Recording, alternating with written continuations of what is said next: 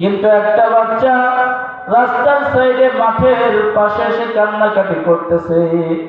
আমার আপনার নবী তো মায়ার নবী, কারোর কান্না যদি দেখতেন, যে জিজ্ঞাসা করতেন কি হয়েছে তোমার, আল্লাহ রাসূল সাল্লাল্লাহু আলাইহি ওয়াসাল্লাম বাচ্চার কাছে যে জিজ্ঞাসা করো, বাচ্চা তোমার কি হয়েছে বাবা আমাকে বলো।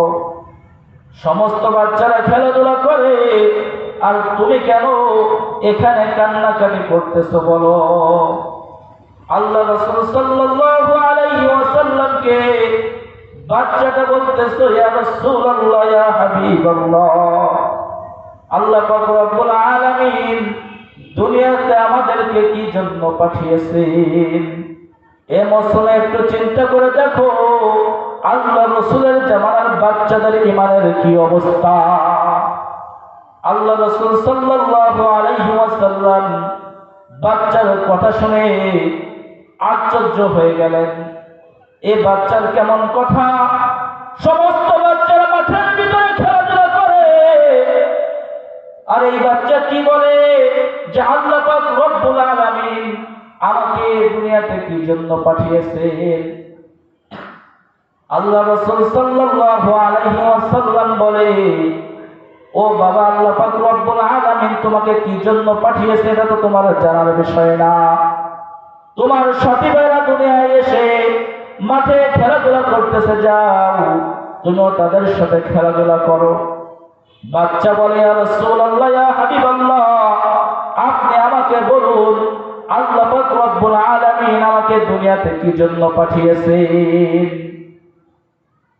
আল্লাহ রাসূল সাল্লাল্লাহু আলাইহি ওয়াসাল্লাম বাচ্চার কথা শুনে বলতেছে, আল্লাহ পাক রব্বুল আলামিন তোমাকে যে জন্য পাঠিয়েছেন তোমার জানার বয়স হয় নাই, তুমি তো এখনো ছোট বাচ্চা, যাও তুমি খেলাধুলা করো, তোমার তো এখনো কোনো হিসাব নাই, তোমার কোনো হিসাব নিকাশ এই দুনিয়াতে নাই, যাও তোমার এখন আমল করার বয়স হয় নাই, আমল করার তোমার তো বয়স হয় নাই, যাদের হিসাব নিকাশ হবে তারা তো এখনো খেলাধুলা করতেছে, তুমি কেন খেলাধুলা করতেছো না, তোমার তো কোনো হিসাব নিকাশ হবে না, তুমি যদি এখন মারা যাও তোমার জন্য জান্নাত রয়েছে, তোমার কোনো চিন্তাও নাই, তোমার কোনো ভয়ও নাই। কে বলতেছে? রাসূল বাচ্চাটাকে বলতেছে, তোমার কোনো চিন্তা নাই, তোমার কোনো ভয় নাই, তুমি খেলাধুলা করে যাও। যাদের চিন্তা করার দরকার তারা তো চিন্তা করে না। বয়স 40 বছর হয়ে গেল, 30 বছর হয়ে গেল, এখনো চিন্তা করে না যে আল্লাহ পাক রব্বুল আলামিন আমাকে এই দুনিয়াতে কি জন্য পাঠিয়েছেন। শুধু খেলা তামাশা করার জন্য পাঠিয়েছেন নাকি ইবাদত করার জন্য পাঠিয়েছেন, এই খেয়াল তো তাদের অন্তরে আসে না। তুমি ছোট বাচ্চা, তোমার অন্তরে এই খেয়ালটা আসলো। আল্লাহ রাসূল সাল্লাল্লাহু আলাইহি ওয়াসাল্লাম বাচ্চাকে বলতেছে, ও বাচ্চা যাও, তোমার কোনো হিসাব নিকাশ হবে না, তোমার জন্য জাহান্নাম বানানো হয় নাই।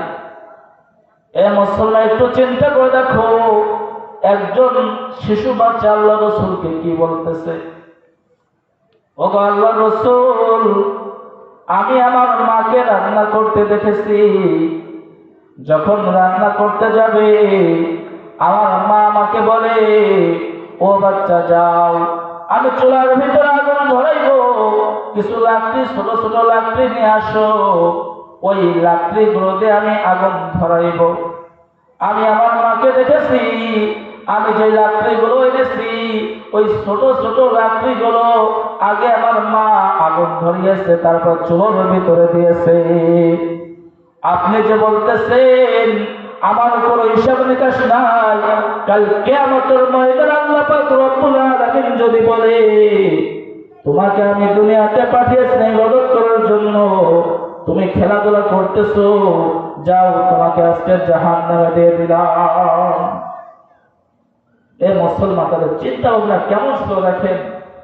ছোট বাচ্চা চিন্তা করছে, আমার মাকে আমি দেখেছি ছোট লাকড়িগুলোতে আগুন ধরাইতে, আজ আমার হিসাব নিকাশ নাই, আল্লাহ যদি বলে তোকে দুনিয়াতে পাঠিয়েছিলাম ইবাদত করার জন্য, কেন তুমি ইবাদত করো নাই, যাও তোমার ঠিকানা জাহান্নাম। আজ মুসলমান আমার আপনার বয়স হয়েছে, আমার আপনার বয়স বাড়তেছে, কিন্তু ইবাদতের কোনো খোঁজ খবর নাই। মসজিদে মুসল্লি পাওয়া যায় না। আজ আমার আপনার ইমান কেমন হয়ে গেছে, আজ মুখে বলতেছি লা ইলাহা ইল্লাল্লাহ, আল্লাহ ছাড়া কোনো মাবুদ নাই। রিজিকের মালিক কে বলেন? আল্লাহ। হায়াতের মালিক কে? আল্লাহ।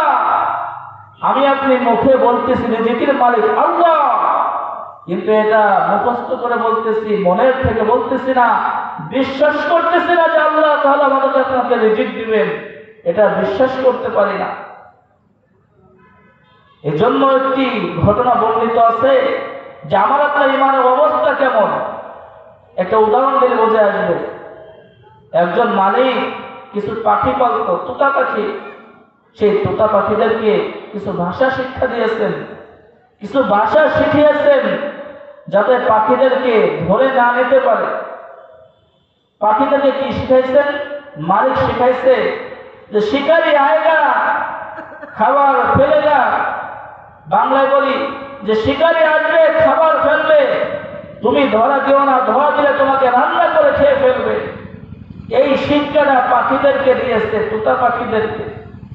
তা যখনই কোনো শিকারি পাখিদেরকে শিকার করতে আসে, শিকারি দেখার সঙ্গে সঙ্গে পাখিটি বলতেছে শিকারি এসেছে, খাবার ফেলাবে, আমাকে ধরে দিয়ে রান্না করে খেয়ে ফেলবে। তা শিকারি মনে মনে বলতেছে যে পাখি কত চালাক, আমাকে দেখার সঙ্গে সঙ্গে বুঝে ফেলছে যে আমি খাবার দিব, আর আমি যখনই ধরা দিব আমাকে রান্না করে খেয়ে ফেলবে। কিন্তু এটা তো তাকে মুখস্থ করাইছে। কি বলে? পাখিকে কি করাইছে? এই ভাষাগুলো মুখস্থ করাইছে। কিন্তু কোন শিকারি যদি চালাক হয়, শিকারি চালাক হয়ে যদি খাবার দেয়, পাখিগুলো খাবার সঙ্গে সঙ্গে খেয়ে ফেলে আর শিকারির কাছে ধরা খায়। এ মুসলমান, আজ আমার আপনার ইমানটা এমন হয়ে গেছে, মুখে বলতেছি লা ইলাহা ইল্লাল্লাহ, আল্লাহ ছাড়া কোনো মাবুদ নাই, আমার রিজিক দাতা আল্লাহ, আমার আল্লাহ আমাকে রক্ষণ করে যাবে, আল্লাহ পাক রব্বুল আলামিন আমাকে রিজিক দিবেন। আমি আপনি আল্লাহর কাছে সাহায্য চাই। এটা মুখে আপনি যখনই বলতেছি, মুখের ভিতরে মুখে ভাষা, এটা আমার আপনার মুখস্থ হয়ে গেছে লা ইলাহা ইল্লাল্লাহ, আল্লাহ ছাড়া কোনো মাবুদ নাই, আল্লাহ তাআলা আমাকে আপনাকে রিজিক দেবেন, এটা শুধুই মুখে বলতেছি। কেমন করে মুখে বলতেছি? যখনই ব্যবসা বাণিজ্যের ভিতরে তাকাই, যখনই মিথ্যা কথা বলতে পারি, মিথ্যা কথা যদি বলতে পারি আমার আপনার ব্যবসায়ী বেশি লাভবান হয়ে যাব। এজন্য 5 টাকার মাল বিক্রি করার জন্য বলে যে এই মালটার 100 টাকা দাম। ওই সময় আর মনে থাকে না লা ইলাহা ইল্লাল্লাহ, আল্লাহ ছাড়া কোনো মাবুদ নাই, আমার রিজিক দাতা একজন আছেন, তিনি আল্লাহ। এই মুসলমান মুখে বলতেছে আমার আল্লাহ ছাড়া কোনো মাবুদ নাই, আমার রিজিক দেবেন আল্লাহ, কিন্তু যখন ব্যবসা বাণিজ্য করতে যাই তখন কিন্তু মিথ্যা কথা বলে ফেলি। এ মুসলমান মুখে ঠিকই বলতেছি, কিন্তু ব্যবসা বাণিজ্যের ভিতরে আমি আপনি জড়াইতেছি যেন আল্লাহ ছাড়া কোনো মাবুদ নাই, রিজিক আল্লাহ তাআলাই দিবেন, কিন্তু মিথ্যা কথা বলে সম্পদ বাড়াইতেছে। ঠিক কিনা বলেন? মুসলমান বলতেছে আমার রিজিক দেবেন আল্লাহ, কিন্তু এদিক দিয়ে তলে তলে সুদ খাইতেছি। ঠিক কিনা বলেন?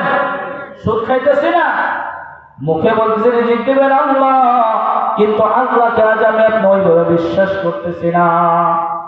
মুখে বলতেছি আল্লাহ পাক রব্বুল আলামিন সম্মান দিবেন, কিন্তু মুখে যে কথা বলতেছি মনের দ্বারা তাই বিশ্বাস করতেছি না। আজ আমি আপনি যদি খাঁটি মুসলমান হইতাম, একজন মুসলমানের কর্তব্য হলো আল্লাহ পাক রব্বুল আলামিন আমাকে কি জন্য সৃষ্টি করেছেন, আল্লাহ পাক রব্বুল আলামিন কেন আমাকে দুনিয়াতে পাঠিয়েছেন, এটা যদি আমি আপনি যদি মনে করতাম, তাহলে এই দুনিয়ার ভিতরে মিথ্যা কথা বলতে পারতাম না। বলতে পারতাম নাকি? এ মুসলমান, এই দুনিয়াতে কিন্তু চিরদিন থাকতে পারবো না। এই দুনিয়া থেকে কিন্তু আমার আপনার সকলেরই চলে যেতে হবে। এই দুনিয়া থেকে যদি নিজের জীবনটাকে আল্লাহ রাসূলের অনুযায়ী যদি সাজাইতে পারি, কাল কিয়ামতের ময়দানে আল্লাহ পাক রব্বুল আলামিন আমার আপনার জন্য জান্নাত থেকে সুবহানাল্লাহ। এ মুসলমান, আল্লাহ পাক রব্বুল আলামিন দুনিয়াতে আমাকে কেন পাঠিয়েছেন, দুনিয়াতে কেন আমি আপনি এসেছি, একটু চিন্তা করে দেখি। আল্লাহ পাক রব্বুল আলামিন বলেন, ওয়া মা খালাকতুল জিন্না ওয়াল ইনসা ইল্লা লিয়াবুদুন। আমি মানুষ এবং জিনকে সৃষ্টি করে শুধুমাত্র ইবাদত করার জন্য। আর মানুষদেরকে আমি সুন্দর করে সৃষ্টি করেছি। এত সুন্দর করে সৃষ্টি করেছে, অন্য কোন প্রাণীকে এত সুন্দর করে সৃষ্টি করে নাই। কে বলতেছেন বলেন? আল্লাহ তাআলা বলতেছে এত সুন্দর করে আমাকে আপনারা সৃষ্টি করেছেন। আল্লাহ তাআলা, আমি আমার কোন বান্দাকে জাহান্নামে দিতে চাই না।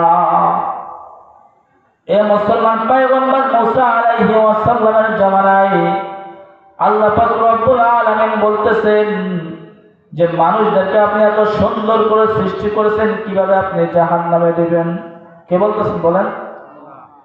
আল্লাহ পাক রব্বুল আলামিন এই দুনিয়ার ভিতরে যত মানুষ সৃষ্টি করেছেন, আল্লাহ তাআলা বলেন যে সমস্ত বান্দা আমার ইবাদত করবে, ওই সমস্ত বান্দা ছাড়া অন্য সব বান্দা আমার বান্দা বলে গণ্য না।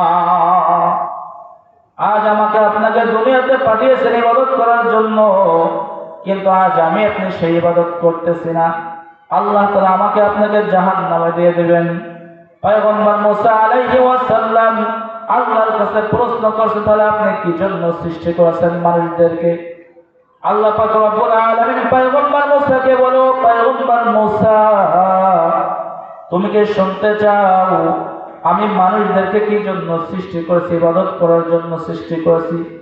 তাহলে শোনো, যে সমস্ত বান্দা আমার ইবাদত করবে তারাই শুধু আমার বান্দা। তো তুমি কি এটা দেখতে চাও? পয়গম্বর মুসা আলাইহিস সালাম বলে, হ্যাঁ, আমি অবশ্যই দেখতে চাই। আল্লাহ পাক রব্বুল আলামিন পয়গম্বর মুসাকে বলে, পয়গম্বর মুসা, যাও একটা জমিন খনন করো, জমিনে চাষাবাদ করো, পানি দিয়ে ভেজাও, কিছু গমের দানা নাও, এই গমের দানাগুলো ওই জমিতে বুনে দাও। আস্তে আস্তে গম যখন বড় হয়ে গেল, যখন কাটার সময় হয়ে আসবে, তখন তুমি গম কেটে আনবে। পয়গম্বর মুসা আলাইহি ওয়াসাল্লাম এবার গম যখন বড় হয়ে গেল, পয়গম্বর মুসা আলাইহি ওয়াসাল্লাম গমের আগাগুলো কেটে নিয়ে আসলেন, আর নিচের গোড়াগুলো রয়ে গেল। এবার আল্লাহ পাক রব্বুল আলামিন পয়গম্বর মুসাকে প্রশ্ন করলেন, ও পয়গম্বর মুসা, কেন তুমি গমের আগাগুলো নিয়ে আসলা আর নিচের শীষগুলো রেখে আসলা? পয়গম্বর মুসা আলাইহি ওয়াসাল্লাম বলে, আমার গমের প্রয়োজন, আমার নিচের অংশ প্রয়োজন না। পয়গম্বর মুসা আলাইহি ওয়াসাল্লাম এবার একটা গ্যাস লাইট হাতে নিয়ে ওই গমের যে নিচের যে অংশগুলো রয়েছে আগুন ধরাই দিয়েছে, সমস্ত ভুঁই সাফ হয়ে গেছে। পয়গম্বর মুসাকে আল্লাহ পাক রব্বুল আলামিন ডেকে বলে, ও পয়গম্বর মুসা, শুনে রাখো, তোমাকে দুনিয়ার বুকে চাষ করার জন্য পাঠিয়েছিলাম। তুমি গম বুনেছো, চাষ করছো, গম হয়েছে, গমটাকে ঘরে নিয়ে গেছো, আর গমের নিচের যে অংশটা ছিল ওটাকে তুমি পুড়িয়ে দিয়েছো। এই দুনিয়ার বুকে আল্লাহ পাক রব্বুল আলামিন কোটি কোটি মানুষ আল্লাহ পাক রব্বুল আলামিন দুনিয়ায় পাঠিয়েছেন। যে সমস্ত বান্দারা আল্লাহ পাক রব্বুল আলামিন ইবাদত করবে, ওই সমস্ত শুধুই আল্লাহ তাআলার বান্দা। বাকি সব যারা নাফরমানি করবে, আল্লাহ পাক রব্বুল আলামিন তাদের জন্য জাহান্নাম ঠিক করবে। সুবহানাল্লাহ। আল্লাহ পাক রব্বুল আলামিন তাদের জন্য জাহান্নাম ঠিক করছে। আজ আমি আপনি ইবাদত করে যদি জান্নাত না কামাই করতে পারি, এই দুনিয়াতেও বিফল, পরকালেও বিফল হব আমি আপনি। এজন্য আমল করবো তো ইনশাআল্লাহ, দিনের পর থাকবো তো ইনশাআল্লাহ, নামাজ পড়বো তো ইনশাআল্লাহ। আজ মুসলমানের সন্তান হয়ে মসজিদে হাজির হয়, মসজিদের বাইরে চলে যায়, কিন্তু মসজিদে আসে না। কাল কিয়ামতের ময়দানে আল্লাহ রব্বুল আলামিন জিজ্ঞাসা করবেন, তোমাকে তো মুয়াজ্জিন ডাকছে, মসজিদের ইমাম সাহেব ডাকছে, মসজিদের খতিব সাহেব তোমাকে নামাজের কথা বলছে, কেন তুমি মসজিদে আসো নাই? তখন আমি আপনি বলবো, ওগো আল্লাহ, সেদিন আমি আপনি শুনছিলাম না, তখন কিন্তু আল্লাহ পাক রব্বুল আলামিন ওই কিতাবটা দেখাবেন, মা লিহাযাল কিতাব লা ইউগাদিরু সাগীরাতাও ওয়ালা কাবীরাতাও ইল্লা আহসাহা। কোনটা ছোট গুনাহ বাদ হয় নাই, কোনটা বড় গুনাহ বাদ হয় নাই, তোমার আমলনামা তোমার সামনে দেখানো হবে। সেদিন আমি আপনি যতই আফসোস করি না কেন, ওগো আল্লাহ আরেকটু সময় দাও, সেদিন কিন্তু সময় দেবে না। এ মুসলমান, এজন্য মালাকুল মউত আসার আগে একটু সতর্ক হয়ে যাও, জীবনটাকে পরিবর্তন করো। চেহেল সাল উমরে আজিজ আল গুজাশ মিজাজে তুয়াজ হালে তিফলে নাগাশ। তোমার জীবনের 40টি বছর অতিবাহিত হয়ে গেল, এখনো তোমার বাল্যকের অভ্যাস পরিবর্তন হলো না। এখন